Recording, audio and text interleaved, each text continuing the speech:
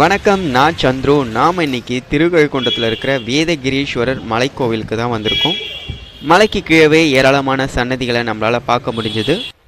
இந்த கோவில் வேதமே மலையாக இருக்கிற காரணத்தினால வேதகிரி என பெயர் பெற்றிருக்கு. வேதாச்சலம், கதலிவனம், கழுகுன்றம் என்பன இந்த தலத்துக்குரிய வேறு பெயர்கள். நாம் படியில் ஏறும்போது 2 வழியாக பாதைகள் பிரியும். ஒன்று மலை கோவிலுக்கு மேலே போகிறதுக்கும், மற்றொன்று பச்சை தீர்த்தத்துக்கு போகிற வழி. இது கம்பா நதி ஆலயம். காஞ்சிபுரம் ஏகாம்பரநாதர் கோவில் இருக்கீங்களா, அந்த ஆலயம். ரிக், யஜூர், சாம, அதர்வன என்ற 4 வேதங்களும் 4 பெரிய பாறைகளாக இருப்பதாகவும், அதர்வன பாறையை உச்சியில் தான் சிவன் கோயில் இருப்பதாகவும் சொல்லப்படுது.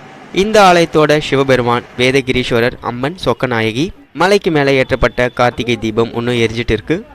மலைக்கு மேலே ஒரு கோவில், ஊருக்குள்ளே ஒரு கோவில் இருக்கும். மலை கீழே இருக்கிறது பக்தவச்சலேஸ்வரர் கோவில். இது வேதகிரீஸ்வரர் கோவில். 12 வருஷத்துக்கு ஒரு முறை சங்கு பிறக்கும். அந்த சங்கு தீர்த்த குளத்தையும் நம்ம இங்கேருந்து பார்க்க முடியும். என்டையர் திருக்கழுக்குன்றமும் பார்க்கறதுக்கு ரொம்ப அழகாக இருக்குது.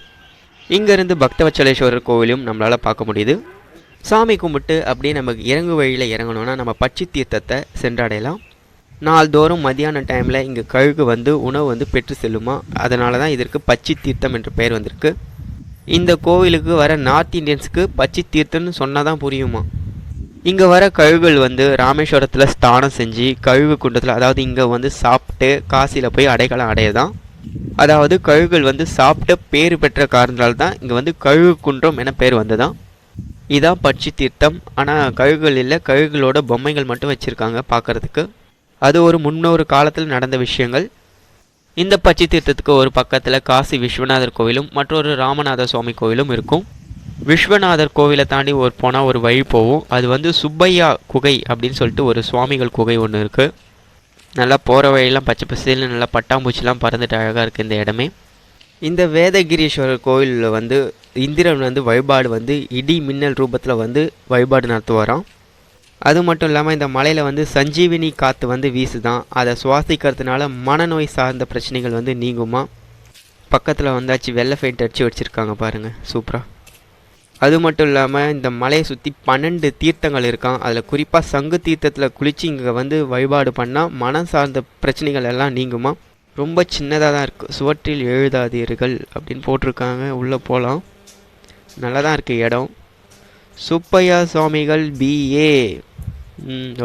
பச்சை தீர்த்தத்தை கடந்து போனோன்னா நாம் இருந்த ராமநாத சுவாமியை தரிசனம் பண்ணலாம். முதல்ல ராமநாத சுவாமி, அப்புறம் பச்சை தீர்த்தம், அப்புறம் காசி விஸ்வநாதர் கோவில். இது 3ம் ஒரே நேர்கோட்டில் அமைச்சிருக்கோம், அப்படி பக்கத்துலேயே. ஏன்னா அதாவது இந்த கழுகுகள் இந்த பறந்து போகிற அந்த விதத்தை காட்டுற மாதிரி. அதாவது இது இறங்கு வழி. இந்த வழியும் போகிறதுக்கு எவ்வளோ அழகாக இருக்குது பாருங்கள். இங்கே ஒரு கல் மண்டபம் இருக்குது. முதலாம் மகேந்திரவர்மா பல்லவன் கட்டின ஒரு கல் மண்டபம் இருக்குது. இது சிவனோட குடக்கூலி அப்படின்னு சொல்லிட்டு சொல்கிறாங்க. இதை பார்க்குறது தான் கீழே டோக்கன் 5 ரூபா வாங்கினாங்க. இங்கே 7ஆம் நூற்றாண்டை சார்ந்த பல்லவர், சோழர், பாண்டியர், ராஷ்டிரகூடர் காலத்து கல்வெட்டுகள் கிடச்சிருக்கான். எவ்வளோ பெரிய பாறை. இந்த மகாபலிபுரத்து சைடு ஃபுல்லாகவே பார்த்தீங்கன்னா இதுமாரி பாறையை குடஞ்சி தான் கட்டியிருப்பாங்க கோவிலுங்க. அதான் குடவரை கோவில்.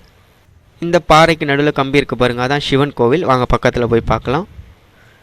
சிவன் இருக்கார், பார்க்குறதுக்கு ரொம்ப அழகாக இருக்கார். இதை சுற்றி நிறைய கல்வெட்டுக்கள் மாதிரி பொறிச்சு இருக்காங்க எழுத்துங்களில். இங்கே 12 to 4 க்ளோஸு. இதுதான் சங்கு தீர்த்தம். இதில் நீராடிய பின்பு சிவபெருமான வழிபட்டால் நமக்கு மனநோய் கோளாறுகள் நீங்கும். இதில் 12 வருஷத்துக்கு ஒரு முறை சங்கு பிறக்கும். இது பக்தவச்சலேஸ்வரர் கோவில், அதாவது தாழ கோவில் என்று அழைக்கப்படுது. மலைக்கு மேலே இருக்கிறவர் வேதகிரீஸ்வரர் திருமலை என்றும், மலைக்கு கீழே இருக்கிற கோவில் பக்தவச்சலேஸ்வரர் கோவில் என்றும் அழைக்கப்படுது. இந்த ஆலயத்தோட இறைவர் பக்தவச்சலேஸ்வரர், அம்மன் திரிபுர சுந்தரி. மாணிக்க வாசகருக்கு சிவபெருமான் குரு வடிவாக காட்சியளித்த இடம்தான் இது. கோவிலுக்குள்ளேயே பஞ்சபூத தலங்கள் அமைஞ்சிருக்குது. மாணிக்க வாசகர் ஒரு தனி சன்னதியில் அமர்ந்திருக்கிறாரு. ஆத்மநாத சுவாமி கோவிலும் இருக்குது. பீடம் மட்டுமே இருக்குது, பானம் இல்லை. ஒரு முருகர் கோவிலும் இருக்குது. அதில் வள்ளி தேவயானுடன் முருகர் காட்சியளிக்கிறார். கோவிலுக்குள்ளேயே கதலிவனம் இருக்குது. இந்த ஊரோட வரலாற்று பேரும் கதலிவனம் தான். இந்த கோவிலோட அம்பாள் திரிபுர சுந்தரி தாயாருக்கு மார்பில் ஸ்ரீ சக்கரம் பதக்கம் சாத்தப்பட்டிருக்கு. வருஷத்தில் ஆடிப்பூரம், பங்குனி உத்திரம், நவராத்திரி ஆகிய 3 நாட்களில் மட்டும்தான் அம்பாளுக்கு முழு அபிஷேகம் செய்யப்படுது. மற்ற நாட்களில் நாள்தோறும் பாத பூஜை மட்டும்தான் நடக்குதாம். இது காளஹஸ்திநாத சன்னதி. நாம் கோவிலை சுற்றி வெளியே வரும்போது நந்தி தீர்த்தத்தை பார்க்கலாம், அதாவது ரிஷப தீர்த்தம். இந்த தீர்த்தத்துக்கு எதிரிலேயே நந்தி பகவான் அமர்ந்த கோலத்தில் காட்சியளிக்கிறாரு.